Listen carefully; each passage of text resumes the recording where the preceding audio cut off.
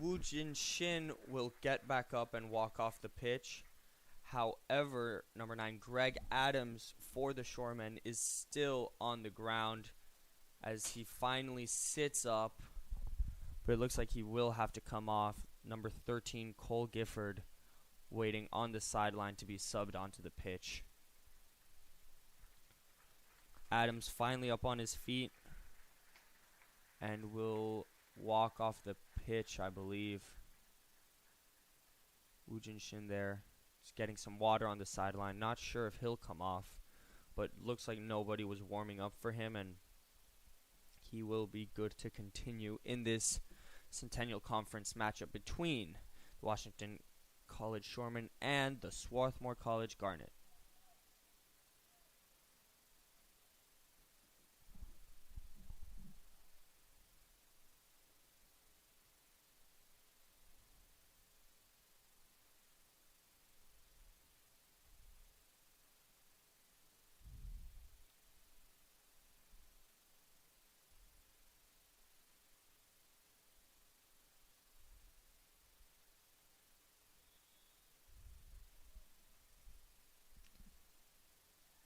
Free kick to be taken by the Shoremen. That'll be sent deep up into the box. Oliver Steinglass goes up and gets it. Took a bounce, but he secured the ball very well there. He was able to avoid any danger off that set piece. A good delivery by the Shoremen, however. Lau will look to boot it upfield, looking for Viscusi, who looked to have control of it, but the ball just barely dribbled out wide. Bombed upfield there by Sean Guerin. No one could quite get a head on it before Lau got it after the bounce. Referee calls a handball after Trevor Homestead asked for it there. Handball called on, I believe that was James Strine. Now it's Lau facing some pressure. He'll go back to Steinglass. Hits it upfield first time. Recovered by the Shoremen. And the Shoremen now have the ball. That's the substitute right there. Gifford with a shot. Great save by Oliver Steinglass. The ball is still in play. And still at the feet of the Shoremen after the Felix Lanyon's clearance took a hit. Cross attempted there by number 10, Kyle Gafka, and it'll bounce off the Swarthmore defender and go out for a corner kick. A good opportunity there for the Shoremen, and a good shot by Cole Gifford. Just come on for Greg Adams, the injured Shoreman. Delivery by Washington College. Punched, slapped out there by Steinglass. And Nevins was able to clear it upfield before it went out of bounds. Malone there lost the ball, and it's now at the feet of the Garnet before Blessed Tumashabi was dispossessed. And now the Shoremen have an opportunity. He gets past his man, that was James Strine, who blew by Felix Lanyon but couldn't get past Harry Nevins there. Great job by the sophomore center back to stop that dangerous opportunity, and the Garnet have already looked a little bit shakier in possession. Once again, losing the ball, recovered by Strine. Strine will send it upfield easily into the hands of Steinglass, but that is we've already seen this happen a couple times in this match. The Garnet, when passing the ball out from the back, have just left it in midfield to be recovered by the Shoremen. It has led to some very dangerous opportunities for the away side. Blessed Tumashami's header just goes wide, throwing for the Shoremen. Jenkins launches the ball upfield. Gifford can't get a touch on it. And Nevins' clearance hits off Gafka before it bounces out for a Shoreman throw-in.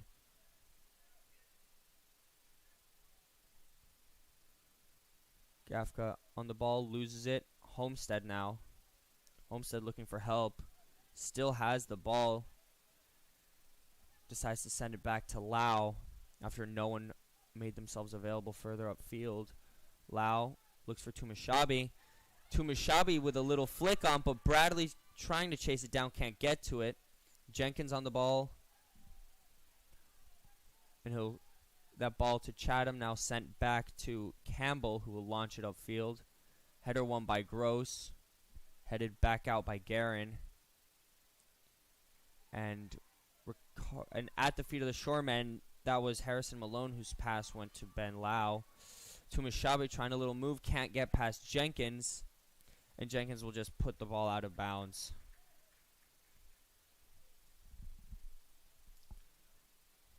A bright early start for the Garnet, replaced by a couple of mistakes. And there is another one. Lanyon's throw-in took a hit off of Ben Lau's hand there, and it'll be a free kick for the Shoremen. A couple of mistakes with weak clearances and inaccurate passes have led to some early chances for the Shoremen. Good job defensively, however, stopping that, especially on that great run by James Strine, stopped by Harry Nevins. And it's just been a very up and down start here for the Garnet, but they'll look to get things back under control as Michael Gross heads it out of bounds for a Shoreman throw.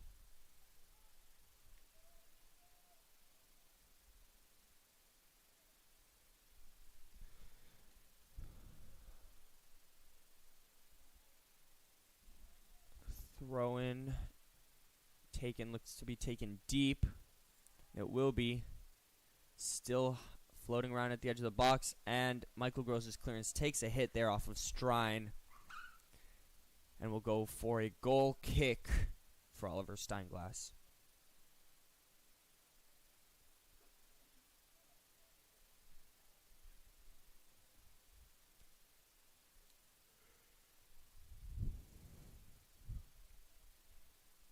Steinglass will send the ball deep. Headed backwards by Strine. And Guerin is able to get to it and keep it in. Guerin's clearance deflects off of his Scoozy and will go out for another Shoreman throw-in. Ball launched upfield. I believe that is Frank Coons with the throw. Here was Malone with the ball, who lost it. Recovered by the Garnet now. Quentin Millette has the ball on the wing. He'll take a heavy touch. Gets past Jenkins, but a good job by Savith to get to him, to get to the ball first and clear it very far out of Clothier field. I'm not sure if our ball runners will be able to find that one. Pass intercepted by Felix Lanyon. Good job, because Gifford had been running free on that left wing. Millette delivery on the ground. Gets to Tumashabi. Tumashabi loses the ball and will be taken up by the Shoremen. Foul by Bless Tumashabi on Sean Guerin, as Guerin was tearing down midfield after making the initial interception. Savith takes it quickly. It's Malone switching the ball wide. And it bounces, I believe, off of Coons and out of bounds for a Garnet throw. Shin on the ball will just launch it upfield, see who can get to it. Chased down by Guerin and headed back into the hands of Campbell. Jenkins on the ball, facing a double pressure, just whips it upfield. The ball was won by Homstead, but the heavy touch lands at the feet of Gifford. Gifford looking to cross. Tackled well by Harry Nevins, and the ball stayed in bounds. Once again, another great defensive moment for the center back. And the ball stays in bounds after Joey Bradley's initial deep ball was blocked. Garnet, I believe we're asking for a handball there, and they will receive it. Free kick to be taken by Ben Lau. He'll switch the ball quickly, finding Gross. Gross finds Tumashabi on the ground. Tumashabi with a nice little first-time pass to Bradley, who sends Millette through on the right wing, and Millette just takes a heavy touch there. But a good good link up of passes as we see number 9, Greg Adams, who had just come off injured a few minutes ago, replace Cole Gifford. Great to see that Adams is not seriously hurt and can continue in this one tonight.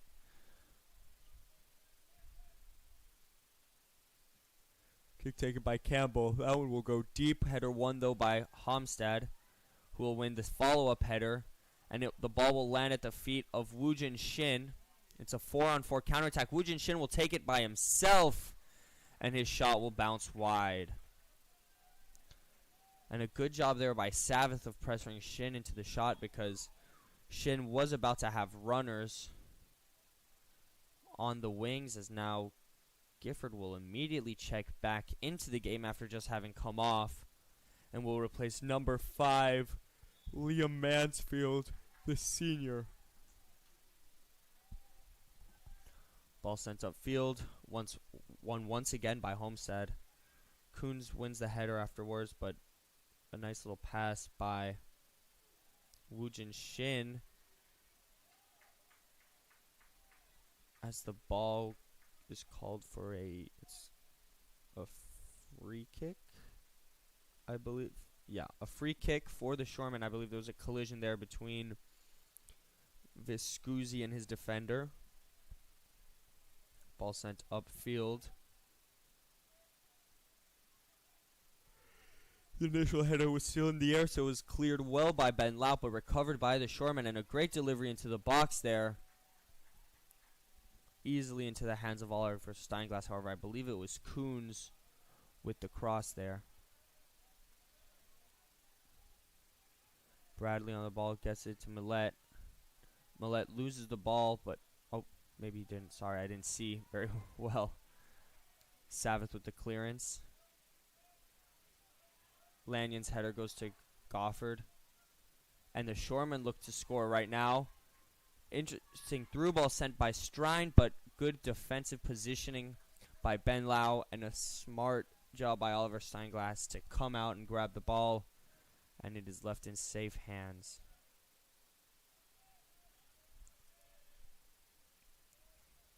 Lanyon finds Homstad. Homstad overwhelmed by his man, but Gofford can't keep Gifford, can't keep control of it, and it'll be sent forward.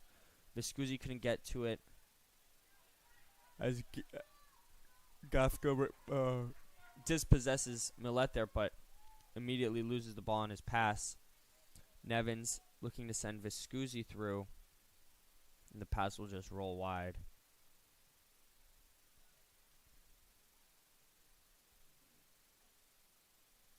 Coons to take the throw. He'll throw it back to his keeper, who will send it very deep. Header won by Nevins. Recovered in midfield by the Shoremen. Gafka will send it forward, but recovered by Lau. Lanyon with a deep ball over the top. Header won by Savath. And lands at the feet of Adams for the Shoremen. Malone on the ball. Malone looking to send Gifford through. Good job there by Steinglass to grab the ball before Gifford could reach it. The Garnet have not really been able to create any clear-cut opportunities the last few minutes and have been facing a little bit of pressure from the Shoremen. I'll have to see what they can create. Another recovery there by Evan Savath. Bradley gets the ball in midfield. Gives it to Millette on the wing, who's dispossessed. Jenkins still on the ball. Back heel flick to Adams. And the ball just took a bounce off of Adams' hand there and will be Garnet ball. Bradley loses the ball. Bounces off of the referee and back into the feet of the Garnet. Woojin Shin looking to find Viscusi. Good job by Coons to recover the ball. The ball will go back to Campbell, pressured by Shin. Shin almost blocked that clearance. But now Malone has it in midfield. Coons gives it to Strine, sorry. as now number 22, junior Joey Barilli, will come onto the pitch, replacing senior Zach Viscusi, and number 8, Omri Gal, who is not in the starting lineup due to illness reasons, I believe, will come onto the pitch for Quentin Millette.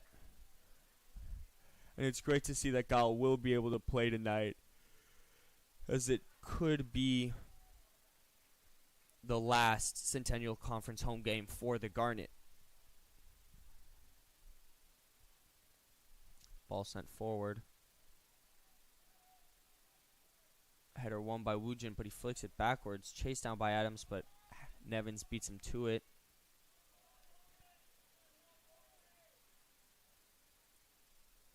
Throw in one for the Garnet after Jenkins' header goes out of bounds. Lanyon will just give it to Bradley. Lanyon with a nice move upfield, loses the ball. Gifford. And there's Woojin Shin there, called for the slide tackle. And the referee will just have a couple words with him. I don't believe he will receive a booking. Gifford was asking for one, but the referee believes that the free kick is punishment enough, and it will be taken by Savith.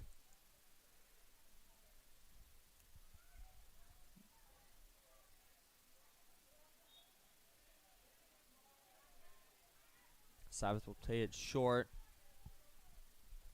Ball sent in by Guerin. Oliver Steinglass came up to grab it, but Jenkins was able to get it past him. Unfortunately, the ball was cleared before any true danger could have. I mean, the Garnet really could have been hurt there, but it was cleared before anything too serious happened. Once again, clearance one in midfield by the Shoremen. And now they're moving forward with a lot of intent.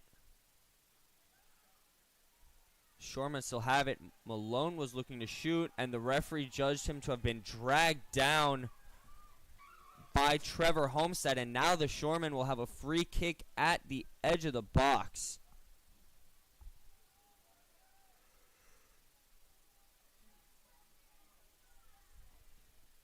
And this is a similar spot to where Megan Ruoff scored just earlier for the Swarthmore College Garnet in their game against Muhlenberg, only on the other half of the field. But right now, on the edge of the box, this could be a very dangerous opportunity.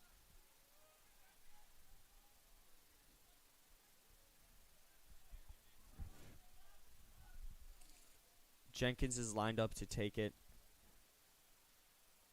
as is Strine and Kyle Gafka. We'll see who takes it. Referee blows his whistle. It'll be Strine, hits off the wall, punched out by Steinglass, and it's still the Shoremen's ball, finally poked out by Homestead, as Savith will just launch it upfield into the path of Malone, cleared by Bradley. Gafka looks to deliver, deflected off of Homestead, and still with the Shoremen. The Garnet have not been able to get this ball out. Once again recovered by the Shoremen, and finally the Garnet catch a break after Malone is judged to have fouled Woojin Shin as the Garnet midfielder tried to clear, and that right there was a very dangerous sequence. Could have been, at least, had the Garnet not won that free kick.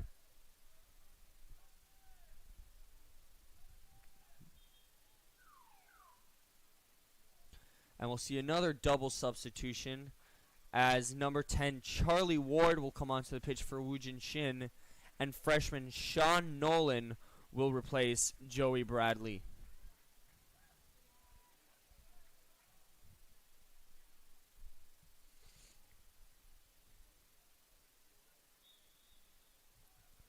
Throw in taken by the Garnet. Lost, and now it's Adams on the ball. Adams loses it to Gross, finds Barilli upfield. Homestead finding Gall on the right wing. Gall gives it to Barilli, who's drifted more centrally. Briley's pass intercepted there by Malone. But Malone can't find his man. Still at the feet of the Shoremen as Jenkins faces pressure from Gal. Jenkins still on the ball. And a clean tackle by Sean Nolan is judged to have been a foul. Free kick there for the Shoremen. And that was not a very good call by the referee. I mean, Nolan had gotten the ball there. I believe that was a very clean tackle.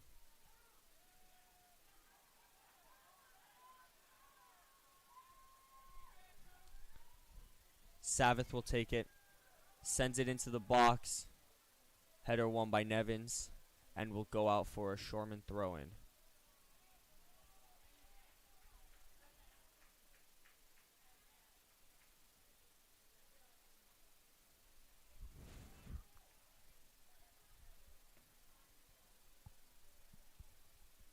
It's Coons to throw. He'll launch it in. Header won there by Gross, and will go out for a corner kick for the Shoremen, who have had their fair share of opportunities in the first 30 minutes of this one. Garnet have not really been able to stamp their authority on the match, which is something they would have liked to have done by now, especially given the poor in-conference record of the Shoremen and the importance of this match for the Garnet's playoff hopes. But fortunately, the Shoremen haven't given them anything they couldn't handle defensively. Haven't really had any extremely dangerous opportunities to score, and the Garnet still find themselves tied with 15 minutes left in the half. Jenkins pushing forward.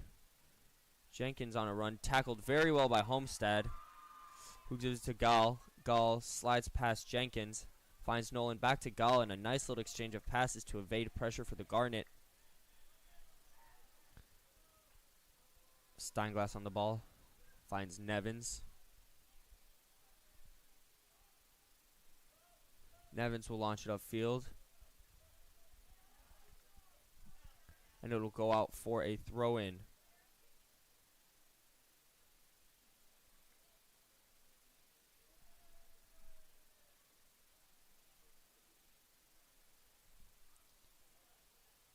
Ball throw-in for the Garnet on the left side of the pitch.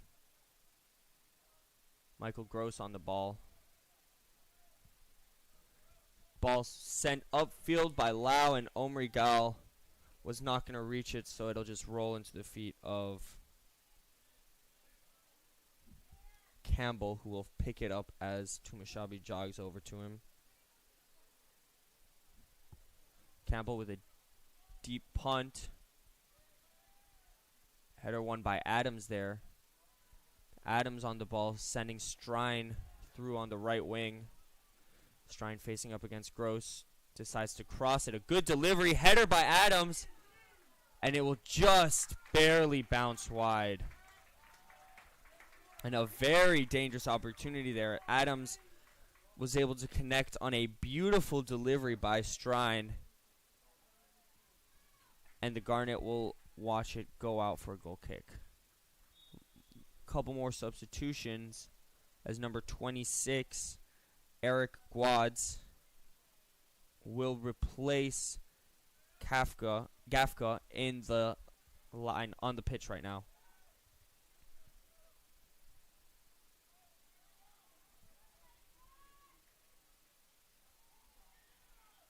Charlie Ward there was trying to find Barilli. Couldn't quite keep it on. And the ball will go out for another throw in.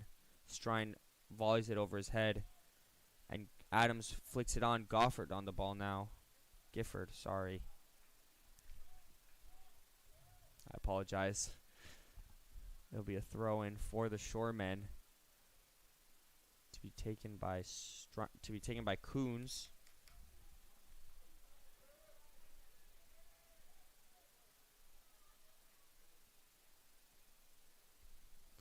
Throw in by Coons, cleared there by Ward into the feet of Jenkins. Finds Malone on the left side of the pitch. Malone drifts the ball inwards, and headed out of bounds there by Homestead.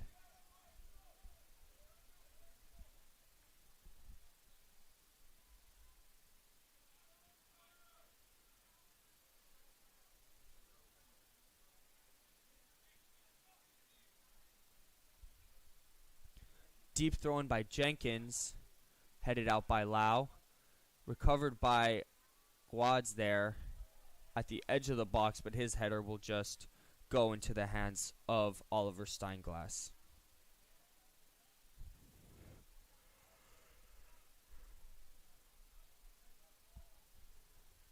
Steinglass will send it deep.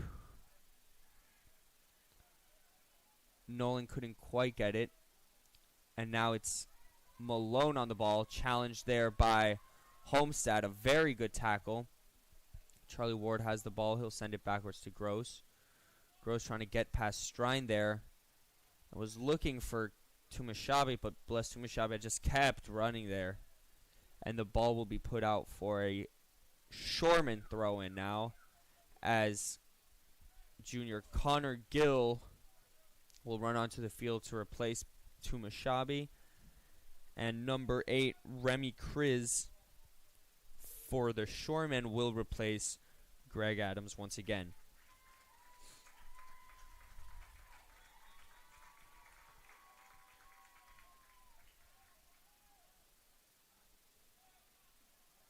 Quads on the ball. Jenkins will send it back to Campbell.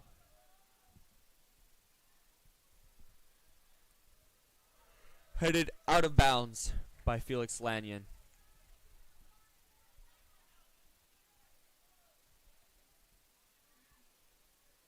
Gall with the recovery, facing pressure from Kriz, who recovered the ball. Omegal got it back and once again is dispossessed. Quads finds Strine on the right side of the pitch. Strine facing off against Ward will decide to cross it, or put it into the box, yeah. Good job by Steinglass to get the ball. He'll roll it out quickly to Gall, who'll give it to Nolan. Trevor Homestead on the ball, finding Lau. Harry Nevins will search for his man upfield. Header won by Savith. And the ball's now with Guerin. We'll send it upfield once again. Recovered by the Garnet in midfield. And find Joey Barilli. Joey Barilli on the left side of the box will try to cross it in. Blocked by Guerin. And recovered by Charlie Ward. Ward sends it back to Homestead. Homestead looking for support. Finding Barilli, who gives it to Ward with a quick first touch pass. Nice little link up there, but a clearance by Guads will lead to a Garnet throw-in. Joey Barilli, who just came onto the pitch, leading the Garnet team with 6 goals and 4 assists, for a total of 16 points. In second is Bless Tumashabe with 4 of each. And then Trevor Homestead with 4 goals and 3 assists. All 3 will look to help their team get the win today against the Shoremen. And for the Shoremen,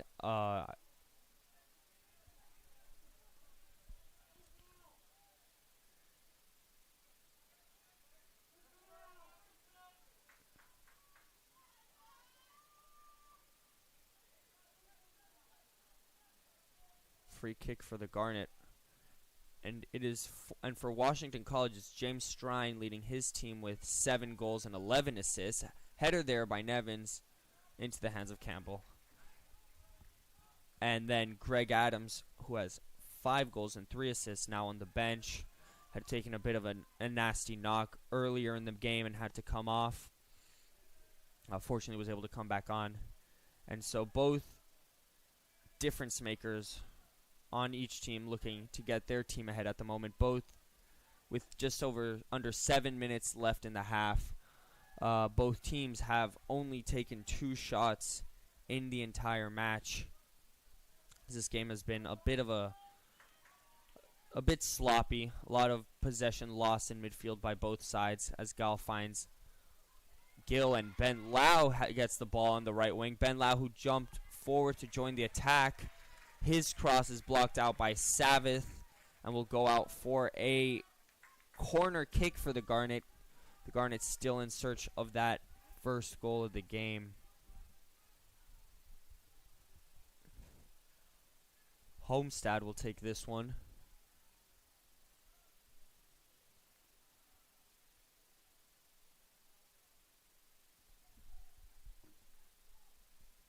Fascinating to see Ben Lau charging down the right wing there and attempting to get a cross off. Did a good job to win that corner kick for the Garnet. Homestead with his delivery. Headed down by Nevin, still in the box. Punched out by Campbell. Nolan tries to get a shot off at the edge of the 18. And that will finally be cleared by the Shoremen. A great opportunity for the Garnet. Homestead now has the ball. He'll look to deliver it into the middle again. Lau tried to flick it backwards for Ward.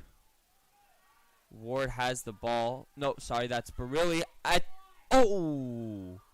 And Joey Barilli's shot pushed out for a corner kick again. And now the Garnet are starting to look a little more dangerous. Couple of good attempts on goal, as this one will be taken by Michael Gross. Garnet still in search of their first goal of the game. Have 7 men in the box and 1 on the edge. Delivery by Gross. Jumps punched out, I believe, there by Campbell. And now Malone will just clear it forwards. Gifford streaming down to get it, but won by Lanyon. Nolan tried the flick on. No whistle by the referee. The ball's still just kind of hanging in the air there. Omri Gal has it. Omri Gal wins 3 straight headers. Ball cleared out by Guads. Still at the feet of the Garnet. Omri Gal tackled by Guads. Loses the ball to Malone. Malone finds Chris in the midfield, but he'll lose the ball. Recovered by Homestead. Now it's Gross on the ball. Back to Homestead.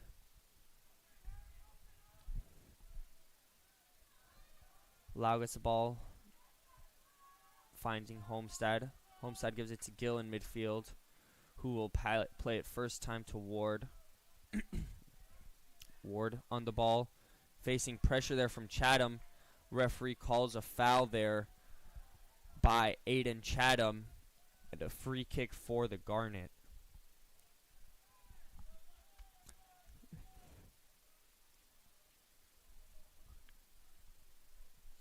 Ben Lau will take this one, as he might look to put it into the box.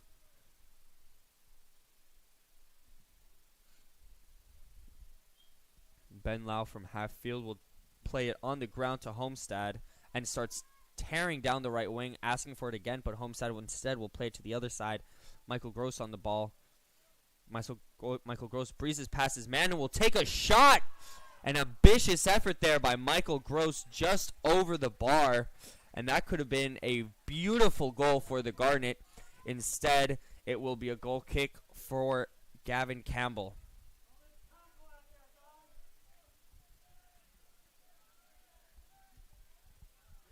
And ever since that second corner kick, the Garnet have been looking a little more comfortable offensively.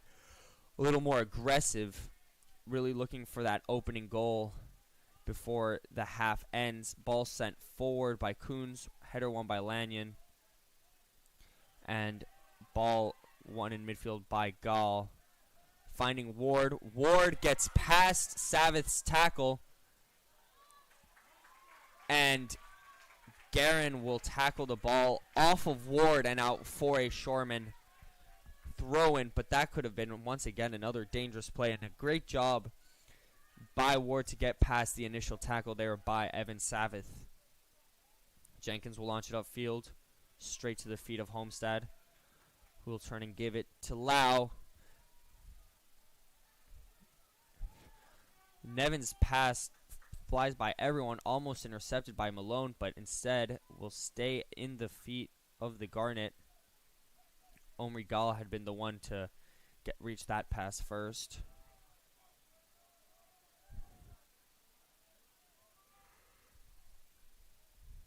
It's Nevins on the ball, giving it to Nolan.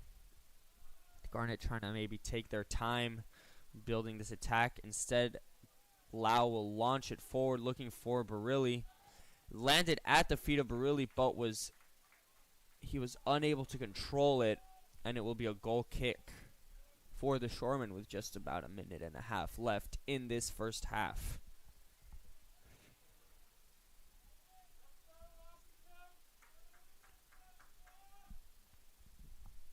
Campbell will send it long. Ball bounces in midfield before it's won by Nolan. Homestead finds Gall on the right wing. Gall finds Ward in midfield, who will just pop it up for his left back. Gross on the ball. Just under a minute left in the half. As Barilli will turn and run, looking for his man upfield, but intercepted by Jenkins, whose clearance lands at the feet of Lanyon. And the Garnet are really pushing forward now. Lanyon almost at par with the strikers. Gill will just pass it through to Barilli. Barilli looking for it. The cross gets it blocked. It'll be a corner kick, but they'll have to take it quickly as there's just about 20 seconds left in the half. Garnet could really use a lead going into halftime that would help them build confidence. Under 10 seconds left. Delivery by Homestead. Stale in the box, and it will roll out of bounds. And that will do it for the first half. The score at halftime, Swarthmore College 0, Washington College 0. Garnet looking uncomfortable for much of the first half. Couldn't really gain control of the midfield, and a lot of their passes were errant, which led to a lack of opportunities in the final third, and really an early kind of heavy defensive effort for the Garnet. Great job by Harry Nevins, who has stepped in very strongly to stop a couple of dangerous plays, and a good job by Steinglass showing good command of the box, coming out when he had to, making saves when he had to, making one save when he had to. Nothing too difficult for him.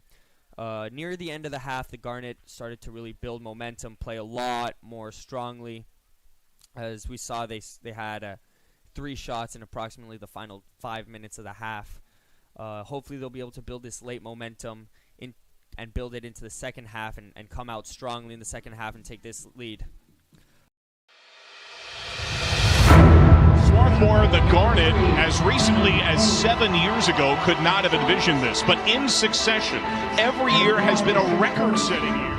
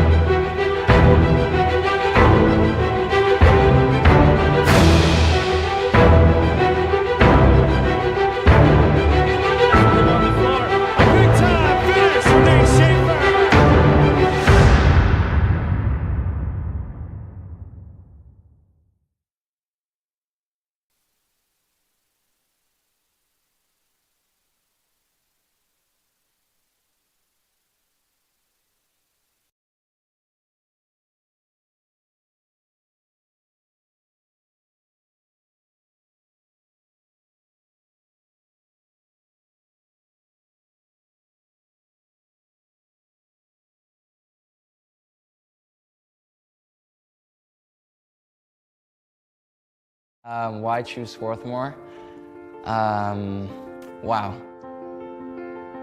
I don't know how to say this in like one interview. There's just like this magnetic secret on campus that people really can't describe. The campus itself is beautiful. I was absolutely floored when I first came here. A lot of it came from the values that SWAT has. It truly is the people that make this community. All my memories are inseparable from the people that were around me. I applied to Swarthmore through the Questbridge National College Match, and it's a program that matches high-achieving, low-income students with really selective institutions like this. I knew I wanted to play basketball in college. Basketball was a tool that would enable me to get a great education. In high school, I was kind of pressured by the standard to play Division I, but I wanted to pave my own way. It chose itself for me, and I knew on a more pre-intellectual level that this was the place. And one of my favorite things and my favorite takeaways of this place has been the community. I've been lucky to experience what learning is like at other institutions, and I'm very thankful that I did that because that completely changed my perception of Swarthmore. It made me realize that Swarthmore is special in these very small and unique ways that actually make an enormous difference. The reason I'm so involved on campus is because I feel like the things that I do here matter. You can actually enact meaningful change. When you're walking around campus, like, I don't feel like I'm just walking by a bunch of strangers, and being in these smaller settings, like, it gives you the opportunity to build strong relationships with people that also have like a vested personal interest in who you are as a person. It totally tailors itself to like every type of person. You can come here and be anywhere on any spectrum, and you'll be pretty well welcomed. You'll find that the people here are here for you. I was able to find really good, deep personal growth. And Swarthmore has been that formative experience that the community allows me to have that space that I can have that growth. I have incredible mentors who have helped me at every step of the way, which I'm really thankful for. And I don't think I would have that same type of individualized attention and recognition at a place that's not Swarthmore.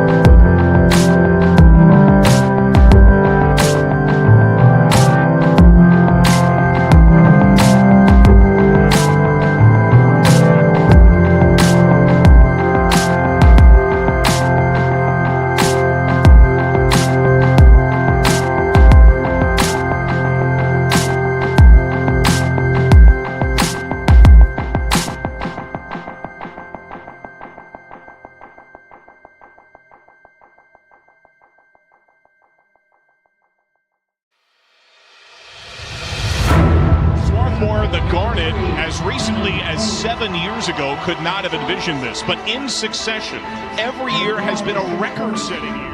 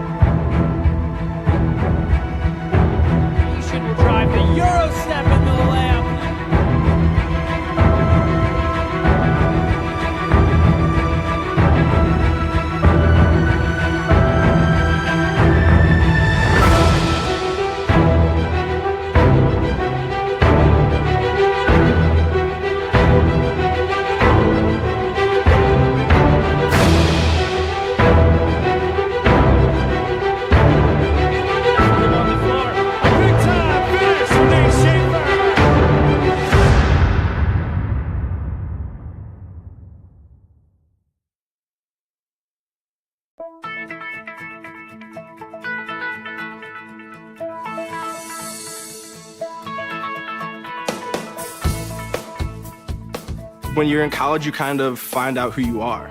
And throughout your 4 years, you develop yourself with all the different experiences, which leads into dedicating yourself to your community, to your family. So when you're a senior, you're coming out a well-rounded person.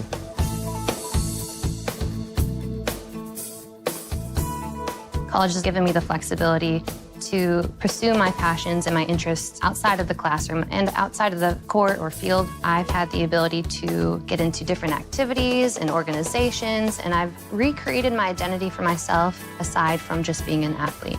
Getting to be involved in a lot of different things, ranging from obviously being a student athlete to getting involved with my campus and my community, and not only being allowed to do that, but being encouraged to do that. The opportunity to be able to study what I wanted to and continue to play the sport I love, to have the professors know me on a personal level, all of those things came together very nicely in one package in Division III.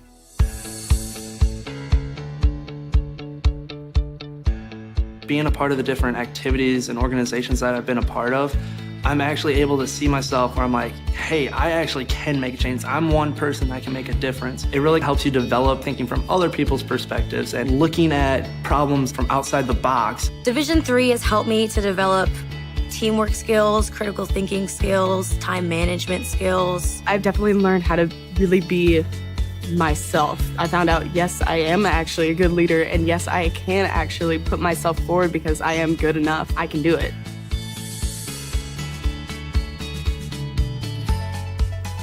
Coming in to college, I just wanted to get good grades and to do well. But it also made me realize that I have a lot of different career goals, and I've learned so much about myself that I was always like growing and changing. When I got to college, it forced me to step up and become more of a leader. And I think that was something I had the capability of doing. And forever grateful that being at a Division III school gave me that opportunity. You have to dedicate your time in the classroom, you have to dedicate your time in the gym, on the field, on the court. Our coaches and the entirety of the athletic department, they valued the student athlete going out to community and trying something new and getting involved in campus life. You can get involved in so many different things.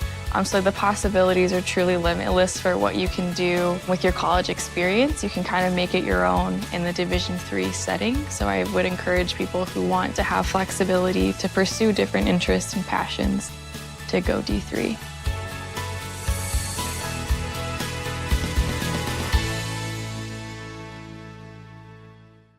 On and off the court, we're focused on creating lifelong opportunity, and that starts with education. More college athletes are earning degrees than ever before, but we've still got work to do. That's why we're raising the bar for incoming freshmen, so they're prepared when they get to campus. And why teams can't play in championships unless they make the grade. Education matters, and putting academics first creates a pathway to a lifetime of opportunity. When all eyes are on the court, we're focused on what matters most. Preparing college athletes for a lifetime of opportunity. After the buzzer, off the court, it's about education and working to earn a degree. creating healthier campuses through groundbreaking research and policies, and a fair shot so dreams can stay on track. United as an association, we've got work to do. We're building a pathway to lifelong opportunity. Label me. You know you want to. Don't be shy. You do it behind my back. So say it to my face. You don't know me. You know what I am? I'm a pitcher. I'm a striker. I'm a point guard. I'm a linebacker. I'm a setter. Shortstop. High jumper. Wrestler. Defender. Goalie. Student. Student athletes. That's who we are. Across divisions, sports, championships, and schools for nearly 500,000 student athletes. College sports create lifelong opportunity, and that starts with education. We've raised the academic bar, so more are earning degrees, creating healthier campuses by working with the nation's brightest minds, and making sure more have the chance to succeed and are supported on their journey. But beyond the numbers, it's about opportunity, and we're working to provide it for every student athlete.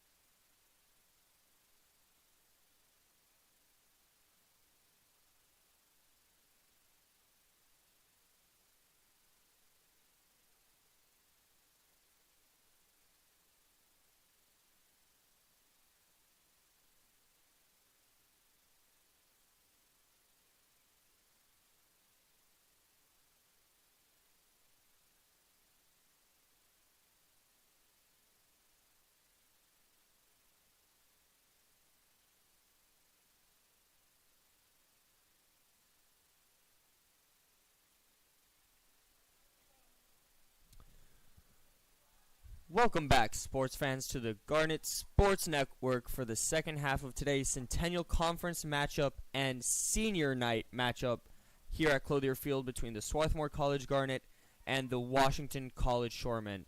We'll be kicking off shortly here. At the end of the first half, the Garnet started to build up a little bit more momentum after a really slow start to the game.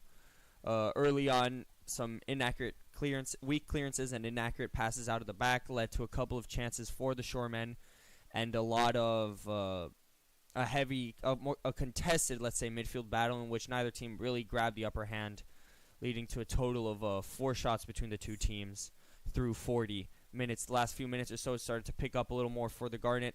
A couple of decent opportunities, couldn't convert, and we'll see if they can continue this momentum. Lineups for this second half are not the same as the lineups at the start of the game. In goal, the goalkeeper and defense remain unchanged. In midfield,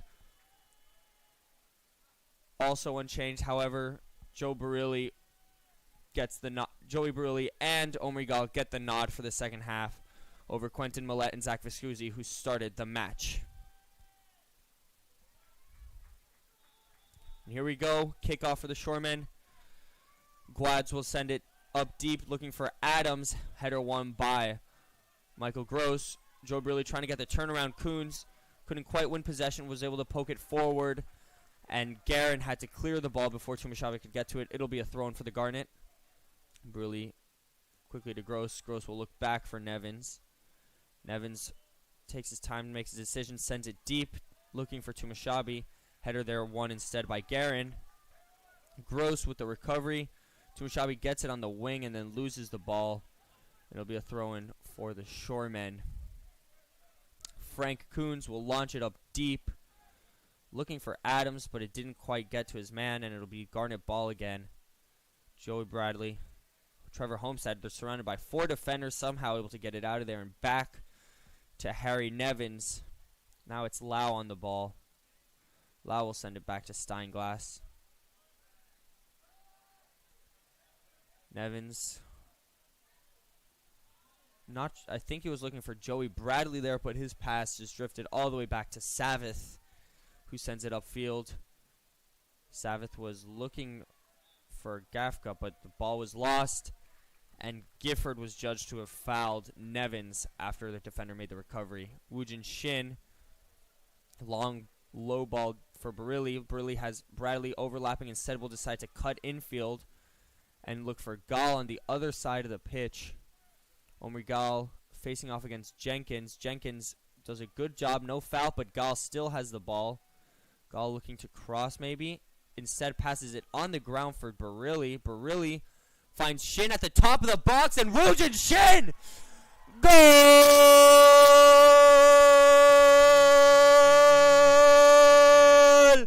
De Swarthmore! And what a play there. Omri Gall somehow finds Barilli through Jenkins, and Barilli was able to spot Woojin Shin out of the corner of his eye. Woojin Shin, first touch, no hesitation. What a hit into the top corner to give the Swarthmore Garnet a very important 1-0 lead very early on here in the second half. What a spectacular goal, and what a great job by Gal, Barilli, and Shin to get this for the Garnet. Back in action now as Chatham sends the ball wide for a Garnet throw-in, and the Garnet look to keep the pressure on. Bradley finds Gal on the wing. Once again, I cannot overstate how well Gal had to do. He had nowhere to go and somehow was able to get his pass to Barilli through, almost literally through Jenkins. And then Barilli just showed great vision. To me, I thought he was going to try and cross it into the penalty spot, but at the last second, he spotted Shin at the top of the box and delivered a perfect pass. That is his fifth assist of the season, and Woojin Shin's 5th goal of the season. Very good job by all 3 players there. Free kick for the Garnet now. Michael Gross will deliver. Flicked into the middle by Lau, but no one was there to receive it, as Coons will just bomb the ball away, and Gross will send it back to Steinglass. Steinglass elects to play it safe and send the ball deep up. Savith wins the ball, but it deflects off to Mashabe. As the Garnet recovered in midfield, it's Homestad facing pressure. Big physical tussle, no foul called. Homestead still on the ball. Homestead looking to send Barilli through, and the pass is just a little too strong. Homestead says sorry for the mishit pass, and it'll go out for a goal kick.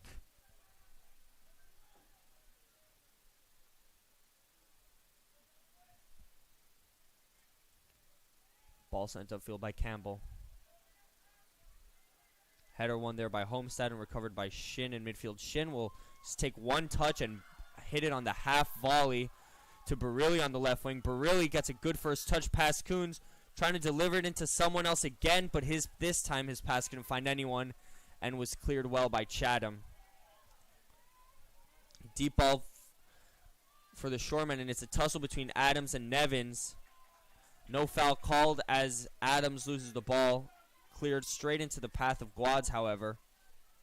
Guads still has it, gives it to Adams. Adams looking for Strine.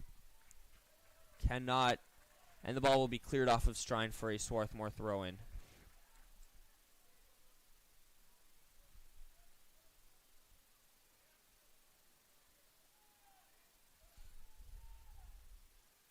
Barilli flicks it backwards.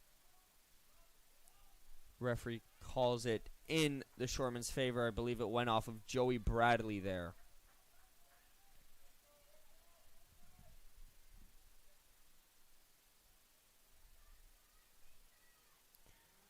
Ball sent in by Coons, headed out by Homestead for another throw-in. Coons may look to send it in again. Instead, he plays it wide to Strine. Strine looked to play it to Coons. Coons able to reach it despite the weak pass, but it will be cleared by the Garnet. Bradley with a nice ball to find Gall on the right wing. Gall looks to send to Mashabi through. Savith is able to get to the ball first and will clear it for a Garnet throw-in. Garnet looking a lot better already to start this second half. A lot more intent, a couple nice plays, and, well, obviously the all-important goal by junior center midfielder Woojin Shin. Ball sent upfield there by Lau. No one in the path of it, straight into the hands of Campbell. And the Shoremen, who had been able to capitalize on some bad passes early on in the game, have not really shown too much of note. A couple of deep balls, that one to Adams that was intercepted well by Nevins, but really nothing of note in the last 15-20 minutes of the match or so. Gross looking for Bradley, tackled by Garant, but Bradley still has the ball. Bradley gets back up on his feet and will go across midfield, finds Woojin Shin in the center, who looked for Gall on the right wing, made Gall run for it, but he was able to get to it, and Gall trying to beat his man is taken down, and it'll be a free kick on the rightmost part of the field for the Garnet, as they have a decent scoring opportunity off of a cross right now. Garnet proven themselves to have been dangerous using set pieces. A couple goals for Harry Nevins this season, 1 goal for Ben Lau, and I believe Jason Muth, his goal came from a set piece as well, if I'm not incorrect. So, another delivery there, Trevor Homestead. And it flew past the defenders into the path of Lau, who's not able to get a touch on it. And the ball will go out for another goal kick.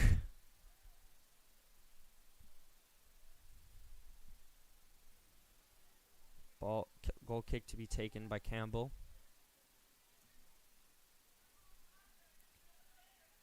Header won by Homestead, who is asking for a foul. I believe I saw his shirt get pulled there, but no call. Jenkins loses the ball. Felix Lanyon has it now.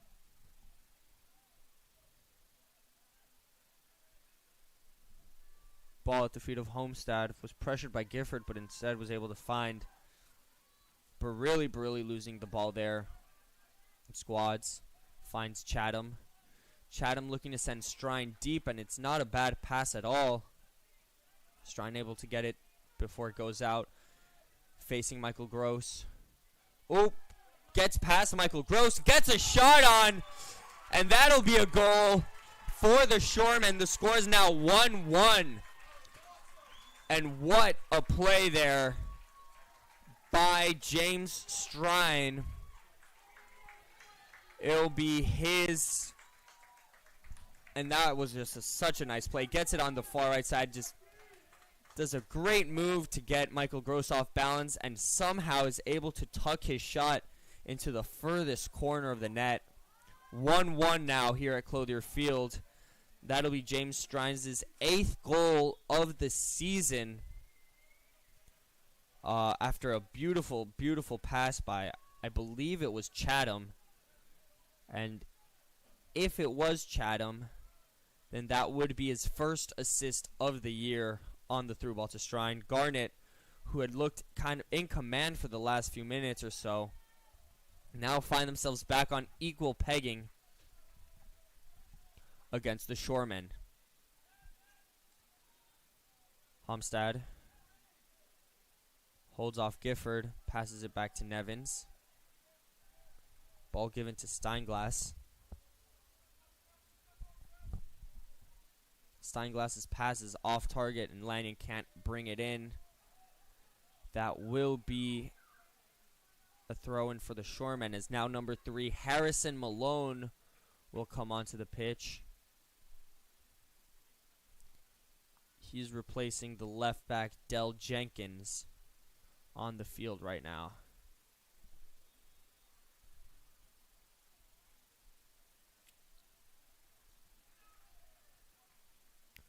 Ball recovered by the Garnet. Homestead's pass, Bradley's pass, I apologize, off target again. This time it will be a throw-in for the Shoremen. Throw-in one by the Garnet. Lau can't clear it before it goes out of bounds, and it'll be another throw-in for the Shoremen.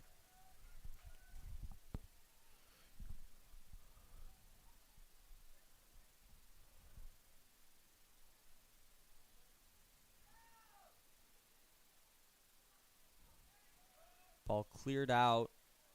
The foul is called, and it will be a free kick for the Garnet, I believe.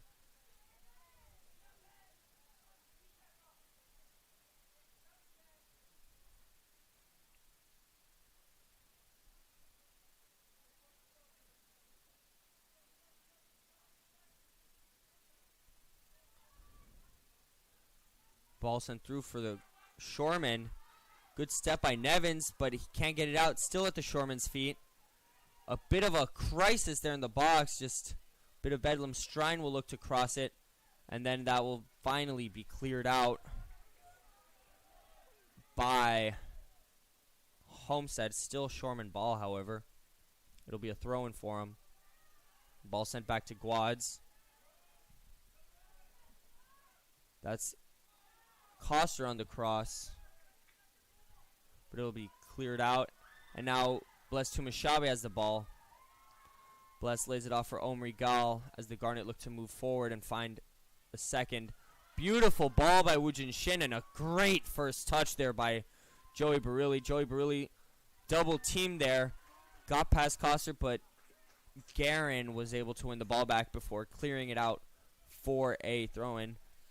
McDaniel's only win of the season in conference coming October 5th at McDaniel's, and their one draw 2-2 at Ursinus. We will see if this will add on to their record, add some points onto this record, if the Garnet will be able to fight back and win this one after conceding the equalizer. Free kick called, foul on Adams, who can't believe it, in favor of the Garnet.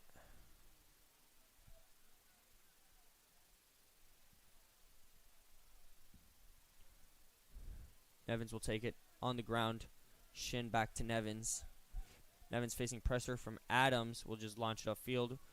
Ball won by Savith, who had to clear it in the face of some pressure from Bradley.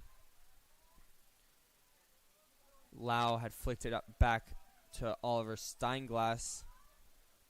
And now Gross will look to find Tumashabe. Tumashabe can't beat Guerin for pace, but he might be able to win the ball back from him. A good job by Guerin to maintain possession. Savith's first touch was too strong, and he was forced to clear it out, and it'll be a throw-in for the Garnet. Homestead finds Tumashabe. Tumashabe able to keep the ball in bounds. No, referee says it's still in bounds before it's finally won by Coster and put out of bounds again for yet another throw-in. Woojin Shin on the ball. Shin finds Gross. Couple of complaints saying that the ball went out, but no, once again, no signal from the referee. A great move there by Gal, and a great first step by Evan Savith. A great step up by Evan Savith to dispossess Gal. Gal may have just had a great opportunity there if he had been able to get past Savith after his initial first move against Malone. Bradley passes it back to Lanyon. Now it's Gal on the ball. Lanyon again finds Shin, who just flicks it onto Bradley. Bradley across the face of the box to Barilli. Garnet looking for space. Garnet looking for a pen, and they will win it. That is a penalty in favor of the Garnet. Foul there on Evan Savith. And penalty won there by, I believe that was Omri Gal. Great job by the winger. Put himself in the position where Savith could only just foul him there. And Great patience shown by the Garnet, not forcing any shots, looking for the right pass. And it just looks like Savith caught his leg there. As we will see a Trevor Homestead stepping up to take this penalty, looking for his 5th goal of the season. Homestead will take it. Homestead will score! Goal!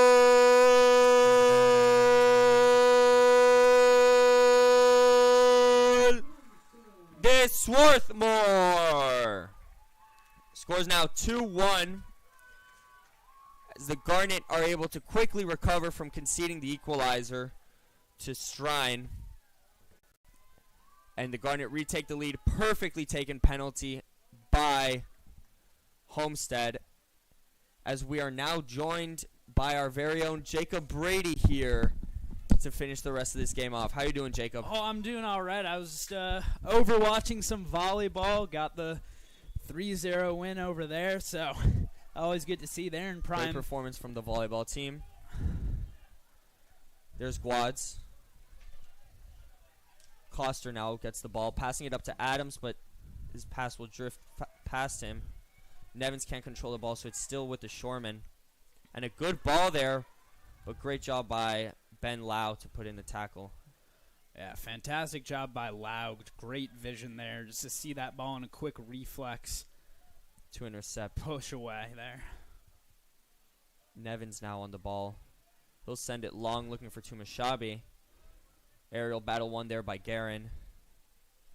It's now Strine, the goal scorer, loses the ball there to Homestead, the other goal scorer. Homestead's ball can't quite find Tumashabi, and now it's back with the Shoreman. Ball passed back all the way to Campbell. As the center back Savith, who conceded the penalty, will just bomb it upfield. And the ball will be recovered in midfield there by the Shoreman.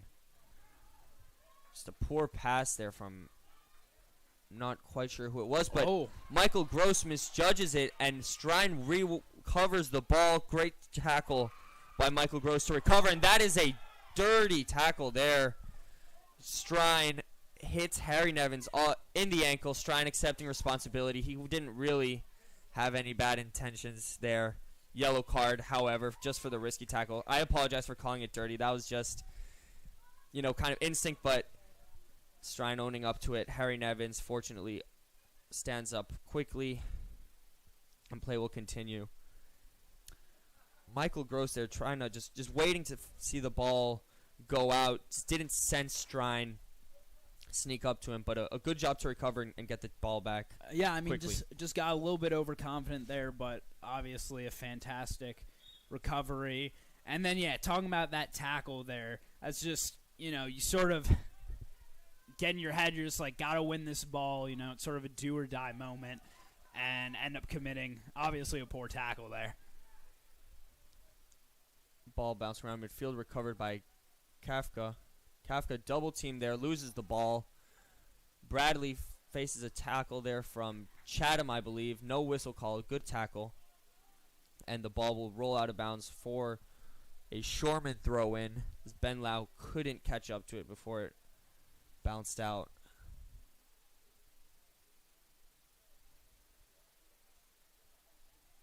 Malone will send it up for Adams. Kafka's pass is intercepted, and a nice little move by Omri to keep possession. Lanyon's pass to Tumashabi, however, will go out of bounds for yet another throw-in. Malone sends it upfield again. Header won by Gal. And the ball is now with the Garnet. Felix Lanyon's clearance into the chest of Savith. And the ball is just kind of bouncing around from one side to the other now. And now it's Guatz on the ball. That's a great flick. Shoreman looking to get an equalizer there, but Harry Nevins stepped up well to head it out. A good attempt at the through ball there. Now it's Barilli facing a double team. Still Barilli. And the referee will finally call a handball on Joseph Barilli. The entire Shoreman sideline was just begging for that one there. And it did seem to have hit his hand as he tried to bring the ball down, but surprising that the referee let the play go on so long if he intended to call the free kick anyway. Good delivery there by Strine, but it'll bounce out harmlessly for a Garnet goal kick, as now number 10, Charlie Ward, will come back onto the pitch in place of Woojin Shin, who very early on in this second half got the opener for the Garnet. Goal assisted by Joseph Barilli. Yeah, I will say I've noticed that as a trend, especially in these last couple weeks, of letting play go on even when you intend on calling a foul is a big thing in the women's soccer game, where the referee, not signaling advantage, would just let the ball go, 30, 40 yards upfield from where the foul was, and then finally blow his whistle. But absolutely, I mean, seems odd.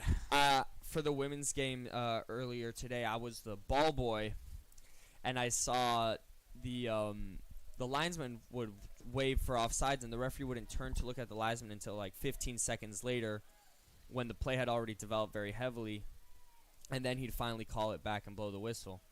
So it just seems that really maybe there's a little bit of lack of communication between the officials, or just a lack of quick decision making. But that's just kind of something we have seen happen over the last few games or so. Ball sent deep upfield by Savith. It will stay in bounds, but Lau will win the header, as he tends to do. Lau facing some pressure, able to get his pass off to Homestead, and Homestead will launch it with his left foot. A beautiful ball. That's perfect. Joey Barilli.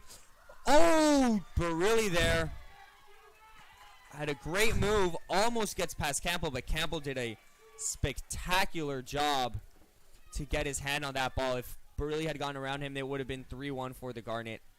Yeah, I mean, he just completely sold out there to shut down Barilli. And I mean, if he hadn't gotten that ball, it either would have been a goal or a penalty, and then most likely a goal, because either he was getting the ball or he was getting the player. And that was just a great job by Gavin Campbell.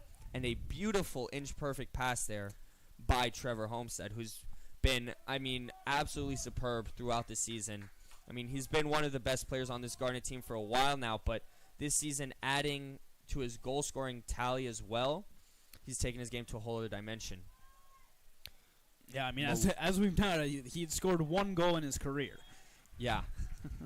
Exactly. Now he has 5 times as many this season. Exactly. Malone there was looking to bring the ball down in the box, called for a handball by the linesman. Free kick for the Garnet. They'll take it short to Nevins. Nevins on the ground to Tumashabe, who dropped down to receive that one. Tumashabe can't get past Guads, who's been fairly solid in his tackles, but can't get his pass to Adams. Coster gets his pass there, but Adams just slipped when trying to receive it. And it will go for another Garnet throw. Bless Tumashabe once again, replaced by Connor Gill. Tumashabe having one of his more quiet nights this season. He's been a very impressive player the entirety of the season, but this Shoreman defense has done a good job of kind of limiting his potential, limiting his danger. It does help that they do have some fairly quick outside backs who've been able to run almost stride for stride with Tumashabe on the deep balls, but Tumashabe will maybe have wished he could have gotten some more out of tonight. Yeah, I mean, the short amount of time that I've been watching this game, it also didn't really seem like he was getting that much support. He wasn't getting that when much. he was I pushing absolutely up. agree, Yeah. and that has led to him having to drop down to receive, as we just saw a few seconds ago, and really limits him. Quick free kick taken by Strine, and that was quick and poor, we could say. And it'll be a goal kick for the Garnet after Michael Gross had been called for the free kick, called for the foul there on Strine.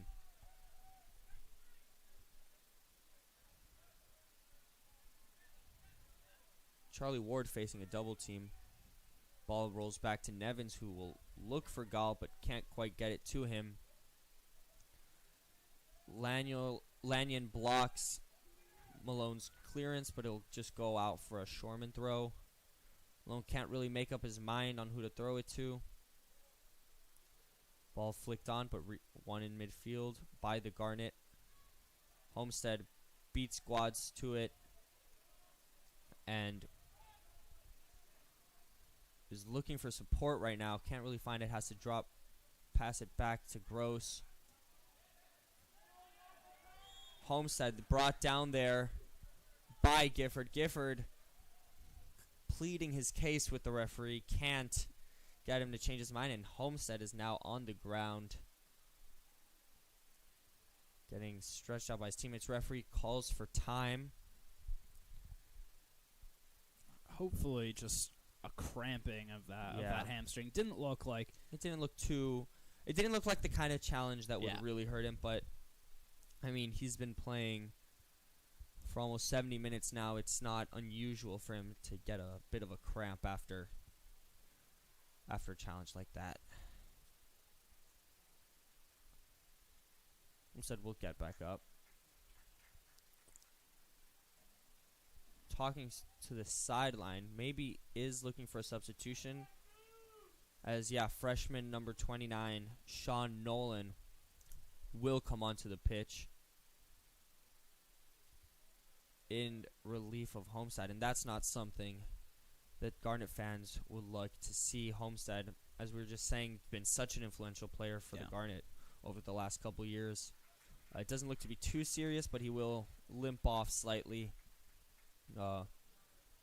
That's probably the last we've seen of him tonight. Even if he is okay, Coach Wagner will probably look to rest him and see if he's ready in time for the Haverford game this weekend, which has heavy playoff implications for this Garnet team. By winning this game tonight, for those who don't know, the Garnet will overtake Haverford by 1 point in the standings and into the final playoff position in the Centennial Conference, making the game against Haverford a must-win. Michael Gross's cross met in the box by Laut, but will just roll out of bounds as senior Zach Viscusi will come back onto the pitch and replace Omri Gal, who himself played a part in that opening goal for the Garnet. Ball sent forward by Campbell. Viscusi can't quite get his head onto it, but it's still recovered by the Garnet in midfield. Guads now has a foot on it as Nolan tries to find Barilli, but Coster is able to head it forward. Michael Gross's through ball there was intercepted by the Shoremen, as now they turn and look to attack. Once again, an important stop there by Harry Nevins. Through ball was looking for Greg Adams. Charlie Ward looking for Viscusi, and Viscusi just has to hop over the goalie as Campbell came out with authority to pick up that ball. Yeah, Nevins was named Conference Defensive Player of the Week for the past week, and you can see why with some of the plays he's made tonight. But I've been so impressed in these 10 minutes or so by the play of Gavin Campbell, really aggressively coming off his line, but he's been successful with it every time. Yeah, absolutely. I mean, the 2 goals today, really unstoppable. First of all, Trevor Homestead's penalty. Yes, Campbell guessed which way it was going. Even then, I mean, I don't think even Manuel Neuer could save a penalty like that. And then Woojin Shin's shot straight into the top corner, also unstoppable. But really, Gavin Campbell, who unfortunately has no saves credited to him, has still had a strong game, especially when just coming out and stopping runs, intercepting passes. As just now, Joey Barilli subbed off for Quentin Millette, who's also celebrating senior night for himself and had the start at the beginning of the match. Michael Gross looking for Connor Gill, gets it intercepted by Guads. Guads now on it, gives it to Coster. Now it's Strine on the right side of the pitch, and that ball will be put out by Millette for a Shoreman throw.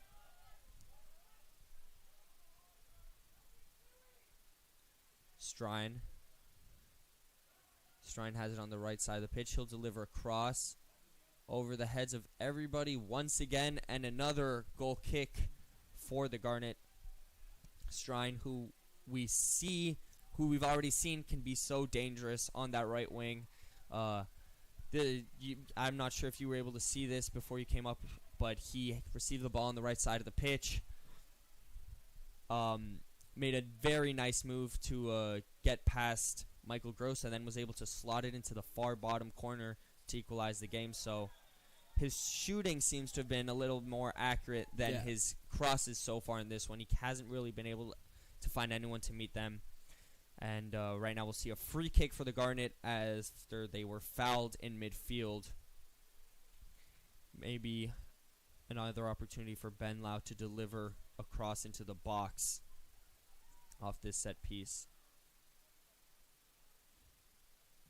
He will look to do so. Never mind. He will look to switch it, but his pass is just off target. And the Shoremen will take quickly. Coster's pass there intercepted by Bradley in midfield. Ward facing some pressures, able to find Bradley once again. And now it's Viscusi on the right wing. Viscusi facing some pressure as well. Still ball at the feet of Viscusi, who trips up. And the referee will call a goal kick. Now Dell Jenkins will check back into the game in place of Chatham, as the Shoremen still are searching for that equalizer in this one.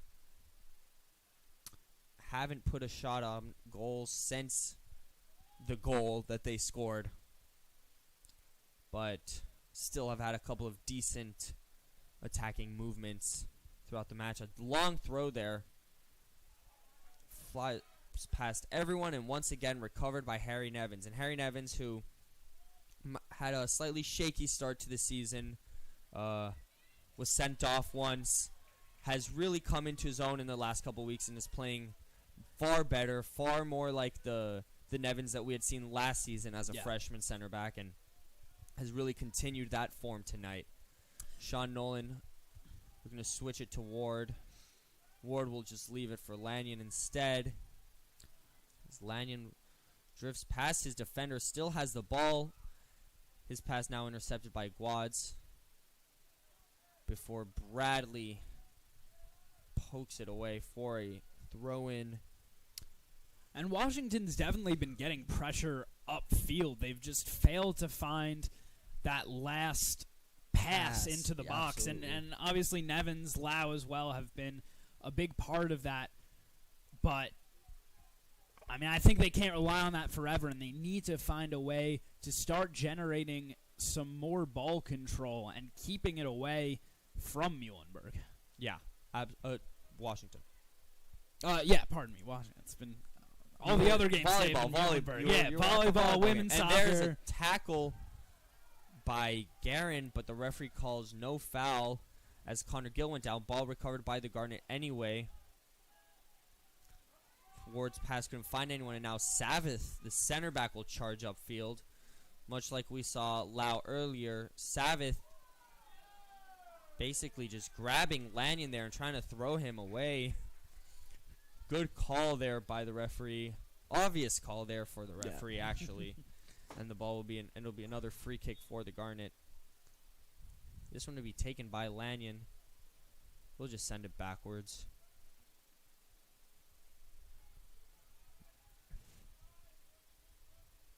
That's all right there. You don't need to do anything particularly creative at this point, but just keep it away from Washington, burn some time off the clock.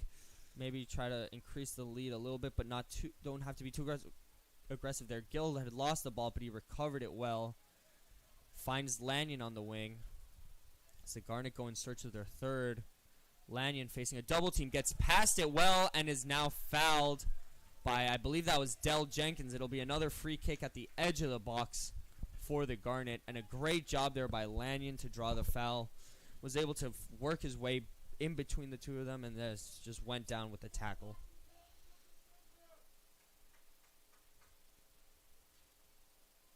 And now it'll be Michael Gross lining up to take this free kick.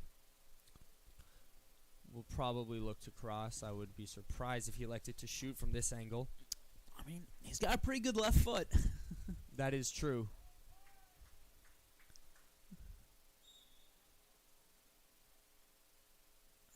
Cross into the middle, punched out by Campbell, and bounces over the head of Nolan, who wanted to get it there at the edge of the box. Still with the Garnet. Nolan's pass headed out by Coster. And Nolan will just will be run out of bounds there by Adams. Strine will launch it forward into the path of Gifford, who just chests the ball straight into the feet of Nevins. Long clearance by Steinglass, as Gill will fight for that one and win a throw-in for the Garnet after pressing Guerin on the ball. I know, that's something that's really impressed me about Gill this season. The work rate from him really stepped it up and made himself a crucial piece coming in off the bench. Absolutely, and also the increased versatility, because last year he'd come onto the pitch and play striker, but now we've seen on occasion he'll play winger if he needs to, and it's always just the same work ethic and work rate throughout the match, no matter if he plays 5 minutes or if he plays 40 minutes. Right. And yeah, I do have to say I'm very impressed with that as well. Now we'll see another substitution, as Woo Jin Shin will actually look to check back into this game. He'll probably finish it off, but he'll have to wait until the next dead ball oh, never mind. Referee, there's a bit of confusion here, as the referee asked for the time to be stopped. And now play will resume. A little bit confused as to what happened there. Ball headed forward by Savith. Just kind of bouncing around in midfield there. Header won by Nolan, and then Savith will push it forward once again into the feet of Nevins. Nevins couldn't quite get that under control, had to pass it back to Gross, as Millette will sprint after that one, trying to put some pressure on Campbell, who will just clear it. And Joey Barilli, who had been the first one off that clearance, couldn't quite keep it in, as the ball was played in bounds, but not before the substitution was called. Number 29 for the Shoremen checking in. I apologize, there's no listed 29 on my roster. Replacing Guads, and now Woo Jin Shin checking back in for Sean Nolan as we approach the last 10 or so minutes of this match. And so, with no disrespect intended, I will be referring to number 29 as number 29. It's Zach Urbanski, number 12. Okay. At least as he's listed. Yeah. Zach Urbanski. Okay, I apologize. So that is Zach Urbanski. We now know. Strine will take a shot from outside the box. Steinglass had to dive for that one, but fortunately it went offside. Out of nowhere, that shot, but Strine really has been the main source of offense for these Shoremen tonight, and really almost got his second one of the night after a potent shot there. Yeah, a little bit of a screen there from Steinglass. Not sure he picked it up instantaneously. If that had been on target, it may well have gone in. Header flicked on by Ward, but recovered by Savith in midfield. Savith, once again, another clearance. Headed on by Strine and recovered by the Garnet. Woo Jin Shin's pass a little soft there, but Harry Nevins is able to step up and get it. And Bradley will lose the ball there to Kafka before Nevins sends one deep. Viscusi chasing after it. Savith will just head the ball into the hands of his keeper.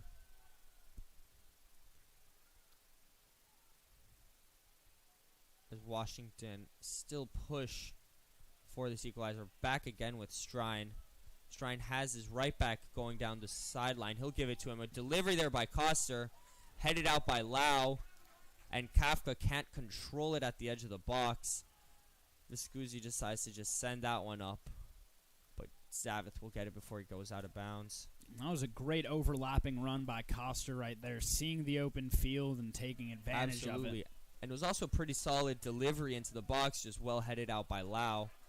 Great job by Gross to intercept that pass. Strine was tearing through for it. Zach Viscusi chasing after the ball. Recovered by Ward, who looks to send Connor Gill upfield, but his pass is blocked. Urbanski will try to chip one over the defense. Can't get it quite far enough. Quentin Millette with a good turn. In a foot race with Coster. He'll slow down on the wing there and look for Gill in midfield, but once again, intercepted by Savith. Charlie Ward will take a shot, and that'll be blocked once again by Savith, who has been everywhere just a little bit this match. As now Joe Barilli will come on once again in place of Quentin Millette. Now just 8.5 minutes left in this one as the Garnet look to hold on and take that 5th and final Centennial Conference playoff spot before their season closer away at Haverford College. Crossed into the box, crossed by Viscusi, goes out of bounds. As we'll see another double substitution. Omri Gal checking back in, and Bless Tumashabi as well. Coming out is Connor Gill and Zach Viscusi, two players who've shown just great work rate. I feel like the two of them are just non-stop, just bounds of energy all the time. And a solid shift in there by the two of them in this one. Tumashabi's pass is intercepted by Jenkins. Jenkins receives it after the pass from Gifford. Jenkins was looking for Gifford, but instead Strine steps up for the shot. Fortunately, that was blocked and will go out for a corner because I thought that one looked like it would have gone in. No. Yeah, Strine there continuing to cause very trouble active, for this defense. Really the only player who's been giving them any real headaches, at least offensively, has been Strine. And Hill will look to cross again. His cross, once again, over the heads of almost everyone, as Gall will clear it out of bounds for a throw-in. Went over the fence. Oh. Urbanski gets it. Urbanski loses it.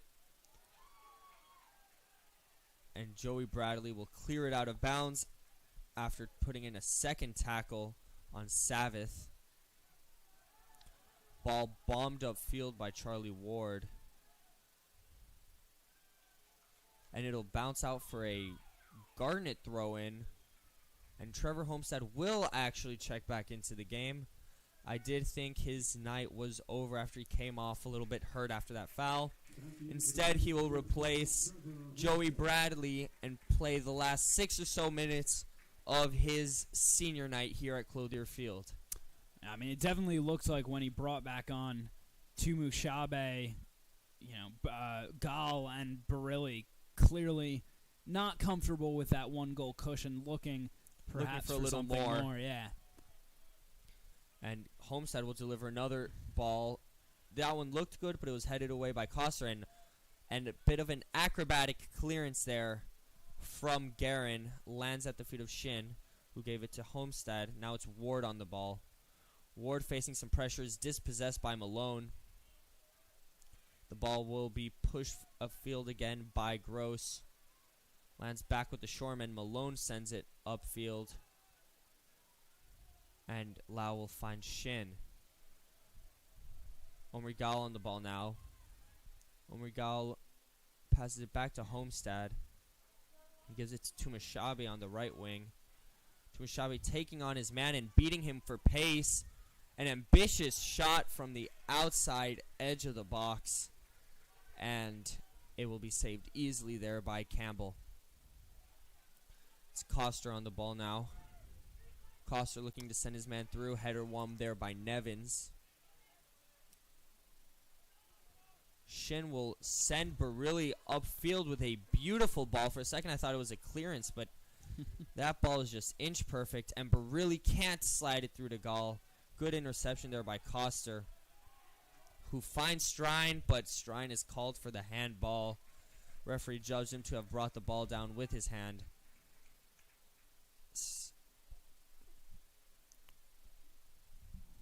Strine doesn't appear to be happy with the call, but maybe he's just not happy with himself.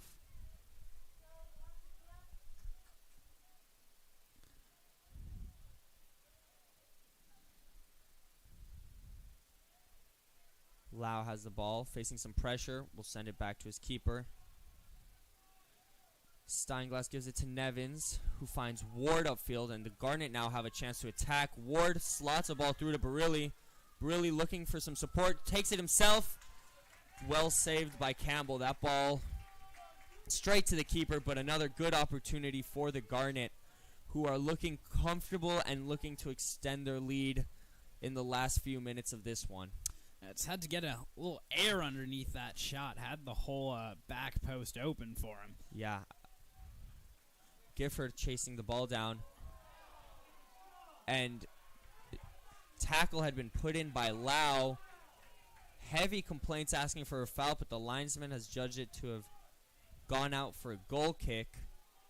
No foul called. And the coach, the Washington coach, Roy Dunshee, is not happy at all with that call. Had a few words for the linesman. Steinglass will send it deep. Header won by Urbanski. Shin finds Tumashabi upfield. Tumashabi still with it, giving it to Ward. Barilli with a backheel pass to Tumashabi. Tumashabi beats Guerin and has the opportunity to cross. Finds Barilli in the box, but that will be blocked and tackled away. Barilli still chasing after the ball. And that will finally be cleared upfield for the Shoremen. Garnet there had another great opportunity after a brilliant run by Tumashabi. Crucial last-ditch tackle there. Shin. Pass intercepted.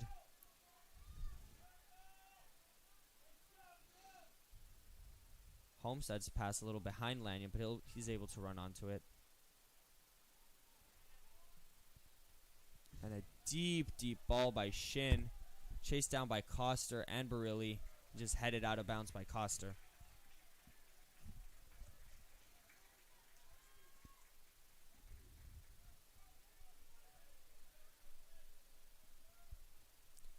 Scal on the ball, giving it to Homestead. Homestead finds Gross. Gross to Gall. Omri Gall slides past his defender. Tackle put in there by Urbanski, and Urbanski dribbled it out. It'll be a throw-in for the Garnet with just a minute and a half left in this one. Referee asks for the time to be stopped. Play resumes. Little flick pass by Gall. Barilli on the ball. Referee decides to play advantage after Gall was brought down, and Barilli will just, I'm not quite sure what happened there, just pass the ball over to Campbell. Header there won by who else? Harry Nevins. It'll be a throw-in for the Shoremen with just under a minute left in this one. And the Shoremen will really now desperate for their equalizer. Urbanski headed it over to Adams, but it was cleared out. Adams now after gets the ball thrown. Crosses it. Lau's clearance straight into the feet of the Shoreman. That's Malone. Slide tackle by Nevins to block it, and Michael Gross will put that one away. Ball goes out of bounds as Tumashabi was bearing down on it, and it's still with the Shoremen.